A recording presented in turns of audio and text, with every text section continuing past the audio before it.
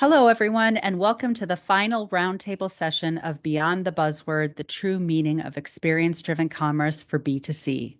In our session today, we will cover the what, why, and how of driving experience-driven commerce at the retention and loyalty stage of the B2C customer lifecycle.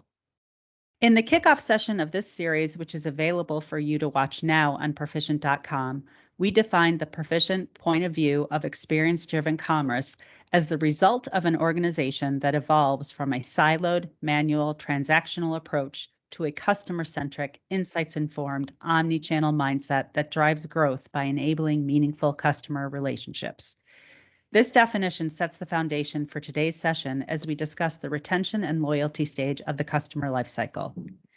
In the previous session, which talked about post-purchase and customer care, we got some great highlights, including call centers are really just the tip of the iceberg when it comes to modern customer care.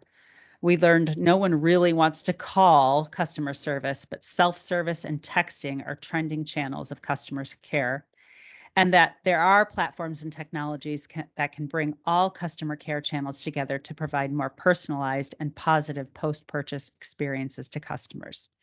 In today's session, we'll learn about what it takes to really drive loyal customers to be advocates. Now I'd like to take a moment to introduce today's hosts and experts. My name is Williams-Czopek. I'm the Director of Strategy and Innovation in the B2C space at Perficient, and I will continue to serve as moderator for our Experience-Driven Commerce B2C track. Also with us today is David Stallsmith. David's a Director of Strategy and Innovation at Perficient, helping organizations put the needs of customers at the center of their business.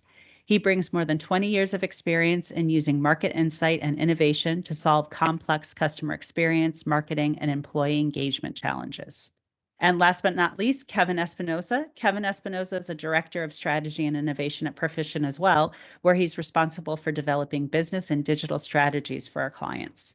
He worked at Caterpillar Inc. for 33 years, holding many positions, primarily serving as the digital marketing product owner, where he was responsible for the implementation, development, and support of CAT's digital marketing ecosystem. He has extensive experience with 15 years in brand partner strategy, digital transformation, and operations. David and Kevin, take it away. All right, thank you, Kim. So our presentation is divided up into three sections: the what, why, and how. And as we were preparing for this, we found this quote, which I think really kicks things off nicely. Our unconscious minds dominate our decision-making. That's why purchase decisions are more closely related to habit and ease than to loyalty. And this is from Rita Gunther McGrath. She is a professor at Columbia University, has written many books on the subject of loyalty and brand loyalty and what it means to inspire customers to be loyal. And I think this is a great way to bring in the idea of human-centered design and emotion, because those factors are so important to helping customers make decisions and encourage them to be loyal. So we're going to explore that topic quite a bit in the time that we have here today. Before we get too far into it, I think it's good to talk about the good, better, and best of loyalty. And we're using these three definitions. These are terms that we're going to talk about over and over again. So just to kind of start off with a good foundation, retention, we define that as a brand's ability to gain repeat business from a customer. So that's good. If you've got retention, it's not a bad thing, but in a sense, it's almost defining loyalty from a negative. It means that you haven't, your customers are not defecting yet, right? They haven't purchased from a competitor yet. The next step in the value is to have actual loyalty. This is where customers are buying your brand, your product again and again, and they're beginning to advocate for it. And then beyond that, you have true advocacy. It's a state where your customers actually are the spokespeople for your brand. They are loyal. They are out there spreading the word. They're putting a Harley-Davidson logo tattoo on their arm. It's that kind of advocacy that's really the ultimate when it comes to loyalty. So that we think about the good, better, and best, retention, loyalty, and advocacy as a process, and actually as a journey. You know, starting out on the left side where you have that anonymous state where you don't really know the consumer or what their goals are, what they're trying to achieve. They haven't made a purchase yet. You don't have any data on them. And as you work your way from that stage to the next, you're gathering information about them. They've made that one purchase. That purchase has turned into 2 or 3 more. And as you go along, you're developing more of an identity for who they are and what they're all about. That's when you can get into retention and beyond that, even to true loyalty, where you now have real identity that you can define programs, begin to personalize, and create offers that are specifically for them. So really, when you start from the left side and work your way to the right, you're deepening the relationship with the customer. And all along the way are many different levels of nuance and value, both for your brand as well as for the customer. And hopefully you are, mindful of all those different considerations, because to make that journey a multi-step journey toward true loyalty and advocacy requires a lot of thought and intention. Another couple of factors that we're going to talk about as we define loyalty are generations, and not just generations, but also when it comes to thinking about life cycle stage and even age of the consumer. Obviously, if I'm in the Gen Z or millennial mindset, I'm going to be much more open to trying new things, just because I haven't bought a house before, haven't bought a car before. I don't have those brand relationships. So I'm going to be much less defined when I enter into those kinds of conversations with a brand or a product that I might be ultimately interested in buying.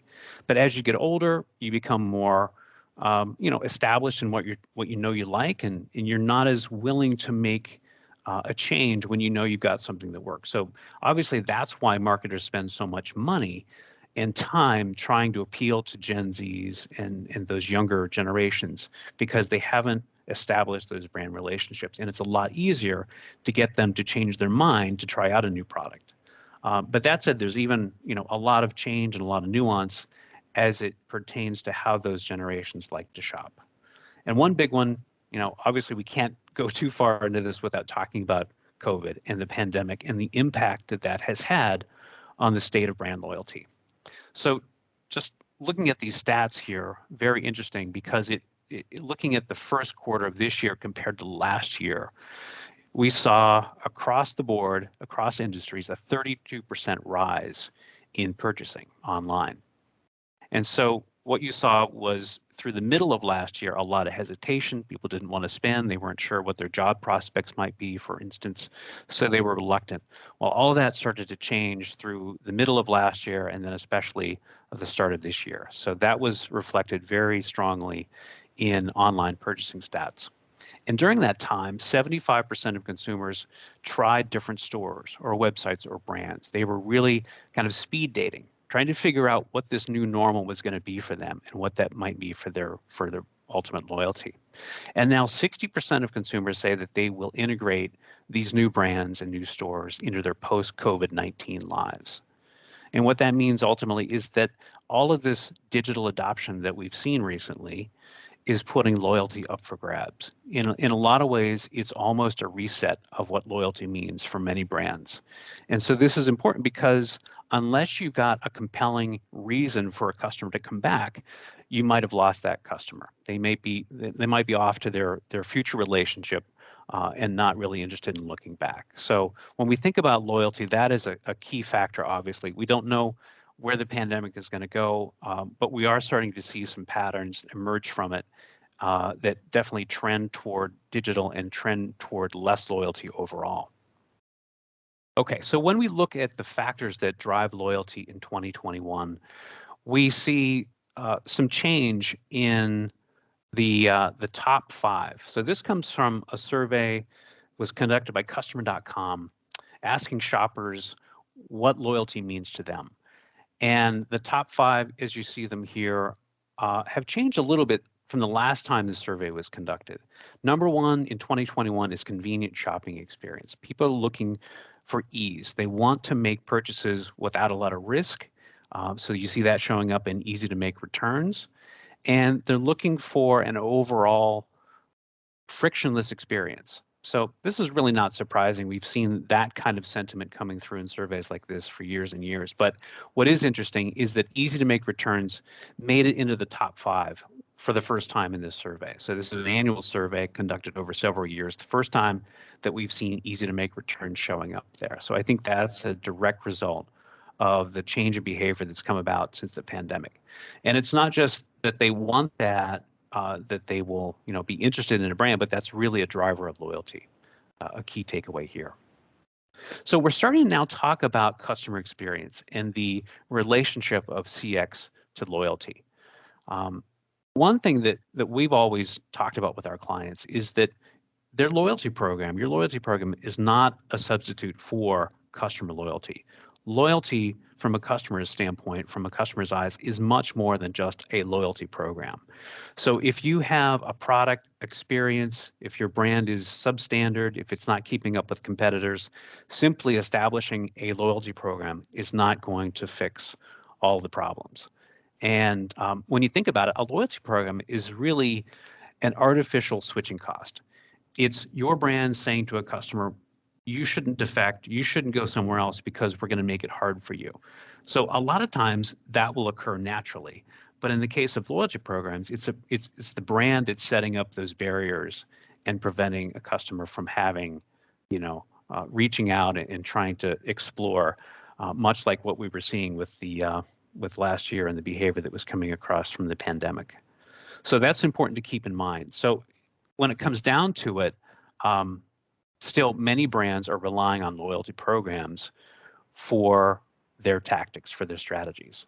So this is a Forrester Research survey. They asked, which of the following tactics are part of your company's loyalty strategy or approach to building relationships with existing customers? Number one, 91% said loyalty program. So what does this mean? Having a loyalty program is really table stakes. Many brands have them. The vast majority of brands have them. And so you see the others here on the list: email, CRM, CX initiatives. All of those things are things, are ideas or are concepts that a marketer can borrow to really paint the picture of loyalty. Simply relying on a loyalty program is not going to get the job done anymore. All of these other factors, all of these other tactics need to be considered, and to what degree they make sense for your brand or your audience. Those are all considerations that need to be explored. But what comes down to it is really thinking more broadly about loyalty and going beyond the simple loyalty program. So how do you do that? Well, there's a lot of research that shows that a successful loyalty program is made up of not just rational benefits where you can accumulate points or spend your points. It's really about that plus emotional benefit, being able to offer a customer an unexpected gift or a benefit, surprise and delight, things that they didn't know they were going to get when they signed up. And so you see those called out here: offer unexpected gifts or benefits, offers loyalty status with special recognition and benefits, treats me like a VIP. Those emotional benefits are truly important.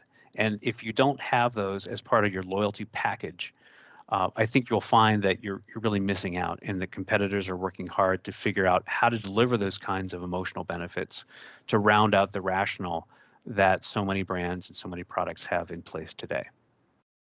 So now Kevin's going to talk a little bit more about the why behind loyalty and walk us through some examples there. Thank you, David. So like David said, let's switch to the why. Why is it important to the customer, and why is it important to the business?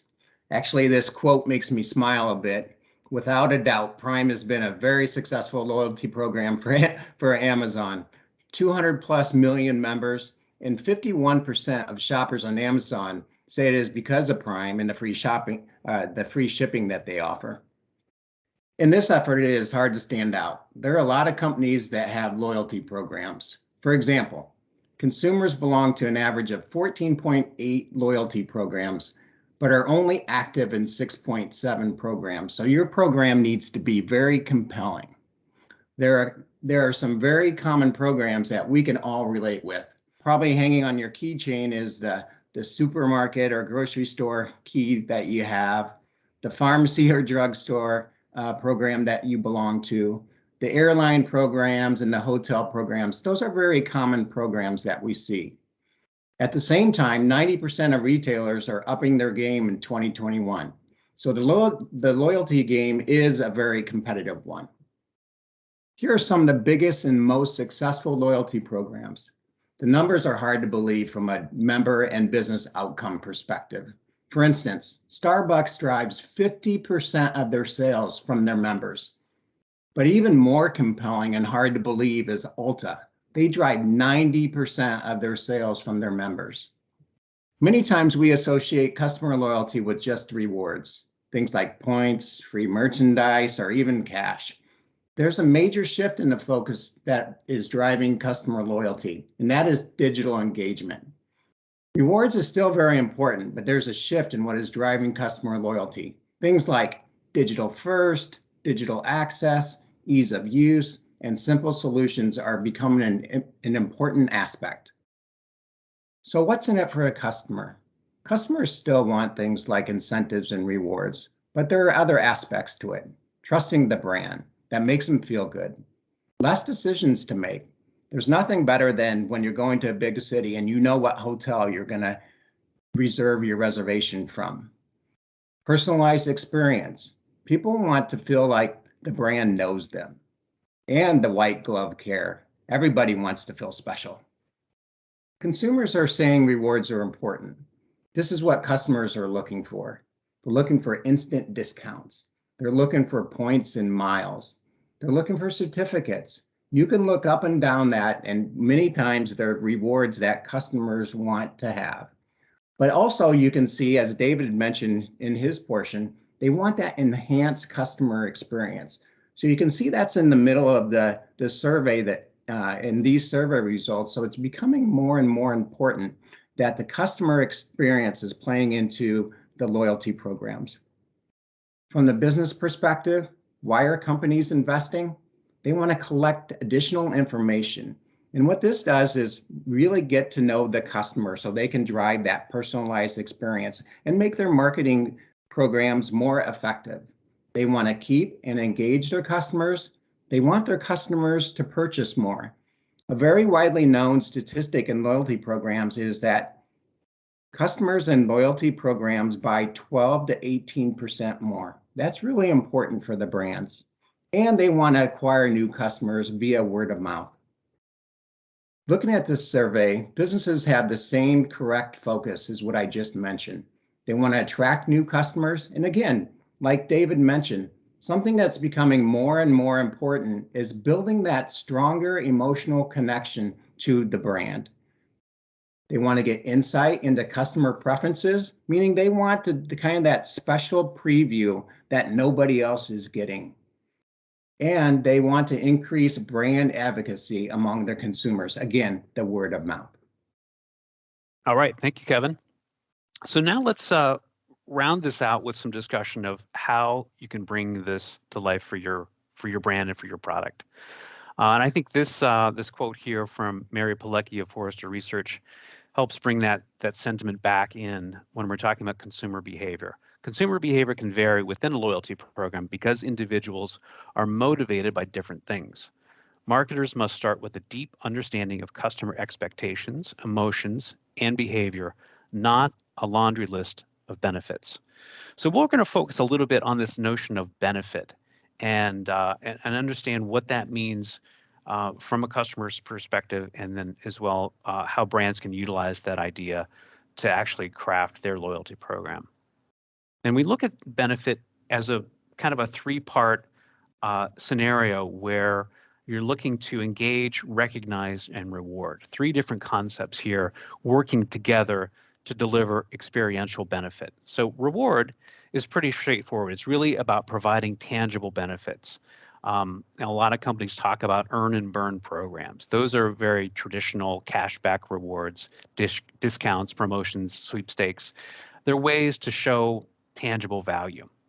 Then there's recognize. These are opportunities to increase status or to show that your customer has a different relationship, let's say, than others within the pool or outside of the pool. And then finally, the third piece is engage. This is building a community, leveraging that community to drive advocacy. As Kevin was just talking about, bringing to light the perspective of other members and what they think about the brand and how they use the brand. All very powerful ways, and especially when you bring them together to drive loyalty. Let's look at some examples of what David just explained. Let's start with reward and one of the most successful loyalty programs, Starbucks. Their customers can earn points, or in their case, stars, for exchange for drinks, food, and even merchandise. But also an important aspect of this program is the customer experience with their app. Starbucks has added so many conveniences for their customers, where they can order their coffee ahead and actually pay with the app itself. The second is recognize. It is important to have a high standard of customer service. In this example, it is chat. Chat drives 10 to 15% more per shopping cart. Living Spaces not only offers an opportunity to chat with their experts to help, but they also use previous customer data to educate their expert on where the customer has been looking. That way they can drive a better customer experience. And finally, engage. This loyalty program is becoming more popular, and it has a lot to do with driving the community. In this case, your current customers are advocating for you by recommending products to their friends in return for a reward. Peloton offers their current customers $100 in merchandise for each referral they make. The person using the referral code saves $100 off a bike or tread bundles. So it's a win-win for both. Here are some basic things you can do to get started. It is really important that you start with the basics of loyalty. Things like customer service, understanding your customer needs, consistent processes, adoption of tools, building a community, and then you can start planning your specific program. Let's take process development. It is so important that you document your processes so you can drive a consistent customer experience. It is so important that you continue to improve your processes, but also educate your employees on these processes. Let me put this in perspective. People choose restaurants like Chick-fil-A because they can go to a Peoria store or a Memphis store and get the same experience no matter where they go. And that's really important that they get the same quality delivered to them each time. There are some basic steps in building a customer loyalty program. Things like building your business case, the why, design and develop, the how. Start small with the beta program and then by launching to the rest of your customers. Bringing people into your programs by promoting, measuring, which David is going to talk about, and constantly improving. You need to iterate on where you are and improve that customer experience each time. Yes, and as Kevin mentioned, let's talk a little bit about measurement. This is so important. This is a slide we're going to use just to wrap up the discussion here. But there are 5 areas that we think are really important to consider. The first is the notion of customer lifetime value. And so this is the net present value of all the purchases each customer makes over the lifetime of their relationship with you. And you want this to grow over time. So investing in customer value is something you track at the very beginning and all throughout the relationship that you have with a customer. The next one is repeat purchase rate and or levels. Depends a little bit on the kind of service or product that you have to offer, but essentially you're taking the number of purchases that are made repeatedly, dividing that or using that to compare against all of the customers that you have. And obviously you want that repeat purchase rate to increase over time, and especially as you deepen the relationship with your customer. The next one is Net Promoter Score. This is a very familiar concept that even goes beyond loyalty, but essentially it's the question that you ask customers: how likely are you to refer this brand or this product to your friends? And so you end up with a 0 to 10 scale, and there are other scales that are used as well. But essentially, you want a lot of 9s and 10s, people that are promoters, rather than others who are neutral or even detractors when you ask them that question. The next one here, loyalty program redemption rate. So that's simply, are people utilizing the programs that you've offered to them? If they're a member of your program, how often are they invoking that in either purchasing or redeeming? Are they utilizing it at an increased rate depending on how you market to them? When you're sending out campaigns and really trying to get them to affect their behavior? Are they responsive in those ways? So there are all sorts of ways that you can measure the performance of loyalty programs. Redemption rate is one of them. And then the last one here, brand engagement. And this is not necessarily loyalty again, but it's really a measure of how engaged are your customers? Are they talking about you with their friends on social media? Are they consuming content that you have to offer on your website? Are they looking to your brand for answers when they are running into problems? So those are all important considerations that may be less directly tied to loyalty than some of the other factors here, but nonetheless, it's important to keep these top 5 in mind. And then, of course, all of this runs on data. So if you've got a loyalty program, if you're putting measures like this into place, you're ultimately you're ultimately collecting a large volume of data. The important thing is being able to utilize that data to measure performance and optimize ongoing relationships. So if you're not utilizing data in that way, it really makes sense to pause first before you spend a lot of time or make a lot of investment in specific programs. You want to make sure your data house is in order before you begin spending and taking time away from that important step. So those are the specifics that we have on loyalty measurement and on loyalty overall. So we're going to close with that, and I'll turn it over to Kim for some final thoughts.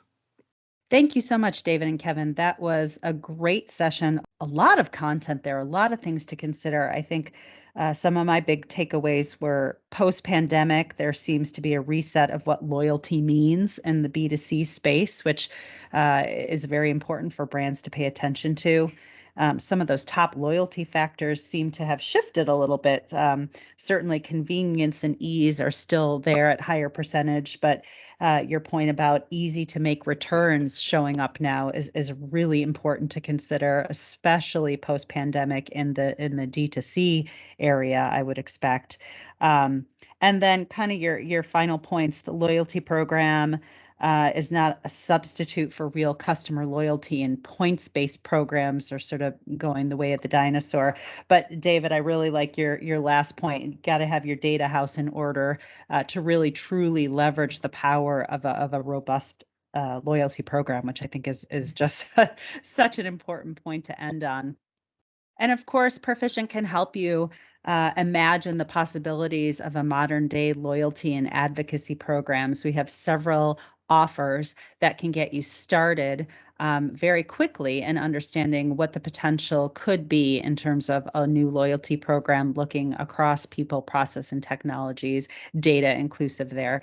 We have several practices that focus on customer experience and what loyalty means to the customer experience, and a couple different tools and methods to jumpstart your loyalty efforts. So thank you again for joining us in this final roundtable. Please do go back and check out the other experience-driven commerce videos we have out there that cover all points of the customer lifecycle. And we look forward to having you join us at a Perficient event in the future.